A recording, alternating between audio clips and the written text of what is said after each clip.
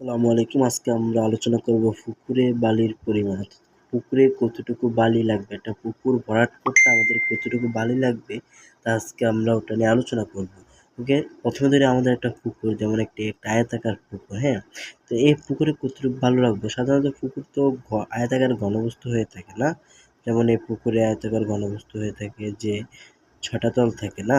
এখন আমরা আলোচনা করব যে এটাতে কতটুকু আমাদের কি লাগবে? বালি লাগবে, না? তো এই বালি লাগলে আমরা কীভাবে মাপবো? মনে করি এটা যে পুকুর আমাদের মনে করি। সো এখানে আমাদের ১ম এ লম্বা বরাবর দৈর্ঘ্য কতটুকু হয়েছে সেটা বাইর করি। মনে করি আমরা লম্বা বরাবর দৈর্ঘ্য আসছে ৫ ফুট।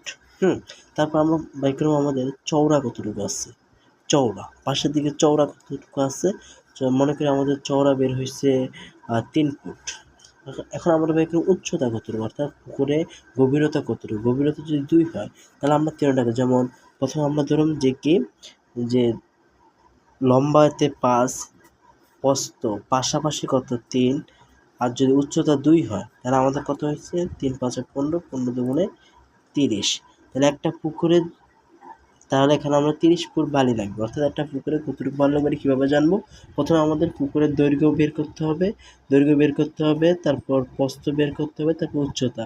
দৈর্ঘ্য, প্রস্থ, উচ্চতা, এই ৩টা যখন আমরা গুণ করে দেব তখন আমরা পেয়ে যাবো হলো একটা পুকুরে আমাদের কতটুকু বালি লাগবে। ওকে, ধন্যবাদ। আমাদের চ্যানেলে এসব আরও গুরুত্বপূর্ণ কিছু ইনফরমেশন জানার জন্য আপনারা আমার চ্যানেলটিকে সাবস্ক্রাইব করে দিতে পারেন। পাশে থাকা বেল আইকনটি ক্লিক করে আমার পাশে থাকতে পারেন। খুব তাড়াতাড়ি আমাদের ভিডিও পেয়ে যাবেন ইনশাআল্লাহ। আসসালামু আলাইকুম।